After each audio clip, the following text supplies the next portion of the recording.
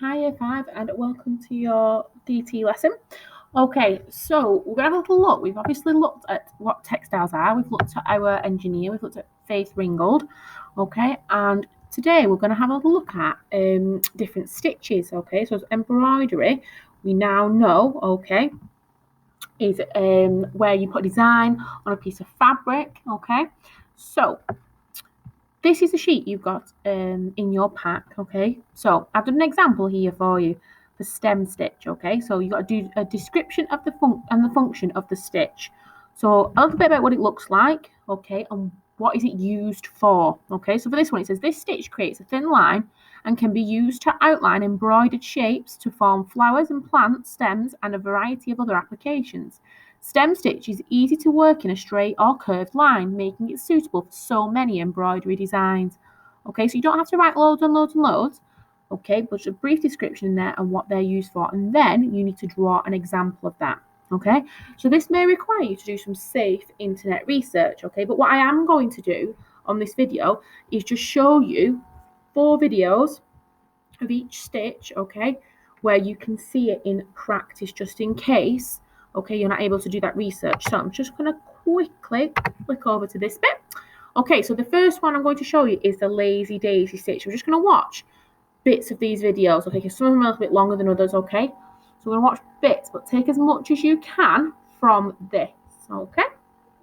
It's really good for leaves and flowers. And today I'm going to show you how to stitch a flower with it. You're going to come up the center of your flower at one end of one of your lazy daisy stitches. And you're going to go back right where you came up. This is going to look really familiar to anybody who's been practicing the chain stitch. Sorry, I pulled my hand through there.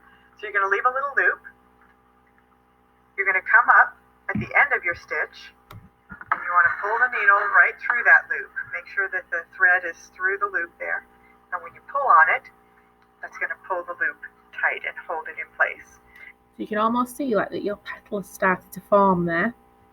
Now we're going to take one little stitch. We're going to kind of leap over that loop there and take another little stitch here, a tiny one, to hold it in place.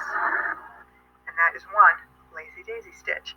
This is a little bit bigger than I would normally make lazy daisy. If I wanted to make a flower this big, I would probably use a different stitch, but I wanted to make nice big loops so that you guys could see.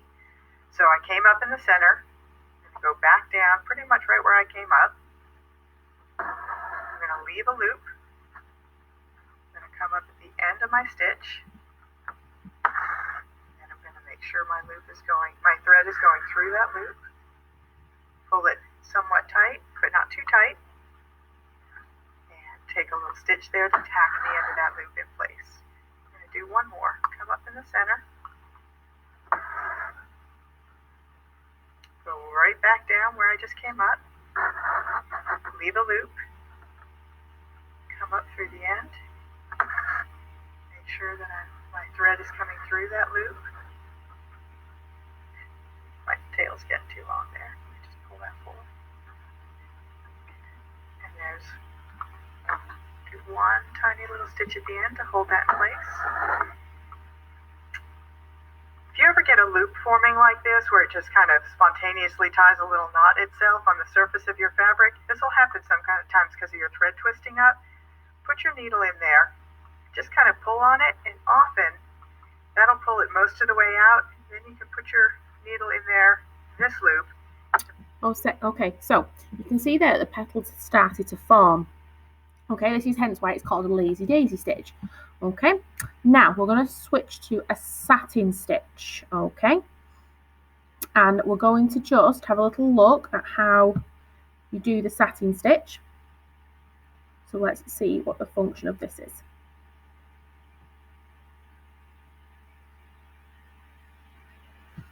Okay, so you can see there that they draw in stitch direction guidelines if desired. So if you want to do a particular shape, this is really good to draw it on, usually using fabric chalk. So once again, did you notice how you started from the back? Okay, so there you go, start in the center to help prevent stitch direction from changing from one side of the shape to the other.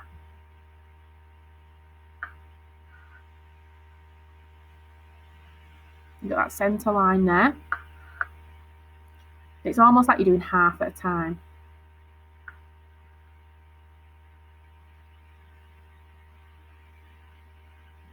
Got to close those stitches are as well.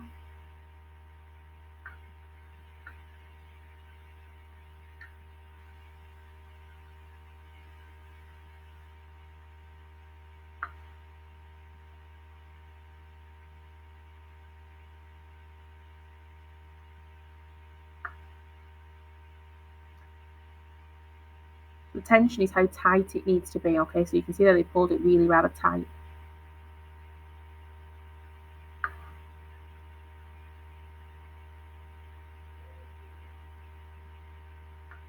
So have a little think about, what do you think this kind of stitch could be used for? What could you design with this? Okay, so I've got in my head that if you did the lazy daisy stitch for the flower, you could do this for a petal, couldn't you? Okay, so this is called a satin stitch. Okay, so that's one side pretty much done now. And then it's going to complete the other side. There you go. Okay, so that is a satin stitch. Now to go on to a chain stitch. Okay, so let's have a little look at how this differs. Okay, so that was a satin stitch and this is going to be a chain stitch. Sorry, just a little advert there. It will pass in a moment. Okay, so it's really useful knowing which stitches to use, because depending on what you're designing, okay, will depend on what stitches you need to master and which ones you need to be able to do.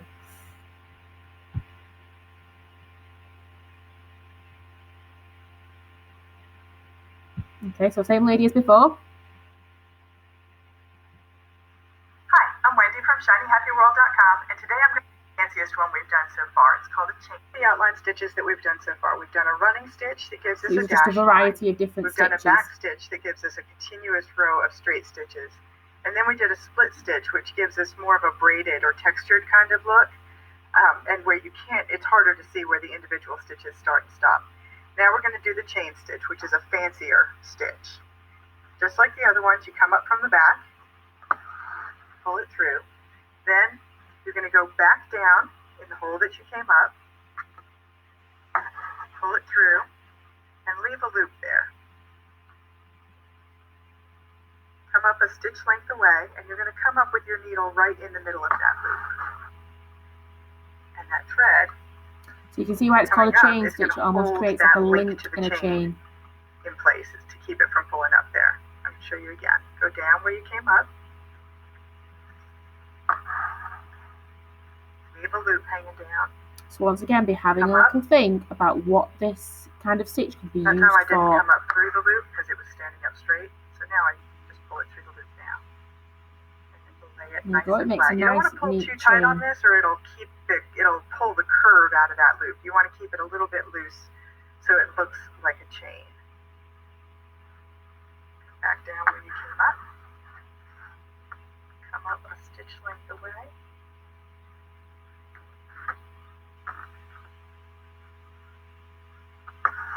Up through the loop, so I'm going to go through it now and pull it. I'll show you one more time. Okay, so that one is a chain stitch, and then you have a stem stitch. Okay, so the reason we've chosen to show you these four is because these are the main ones in Year 5 you need to be able to do. This is the stem stitch used in hand embroidery.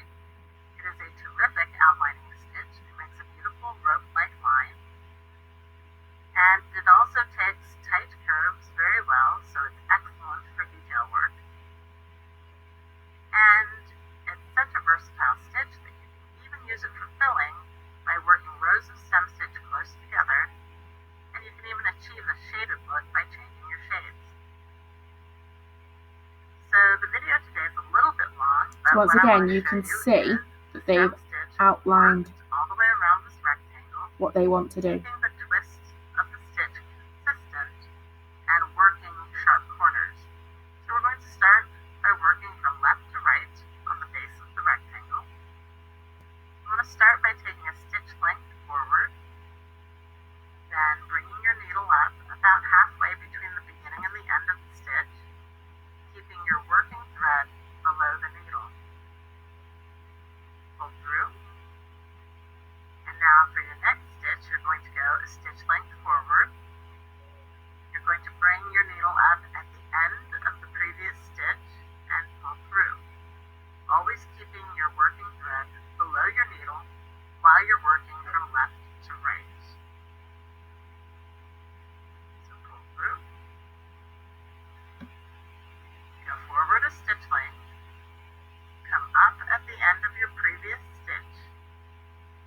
This one's almost like really good at keeping everything like really tight. You can also use the sewing method. Okay, so I'm going to pause that there. So hopefully that's been able to give you a little insight into each stitch. Now I already did the stem stitch one for you. Okay, so the ones you need to have a little look at are satin stitch, chain stitch, and the lazy daisy stitch. Okay, so I hope you find them really interesting, because they are. Okay, and hopefully when you get back we can have a little go practically at you completing those stitches as well.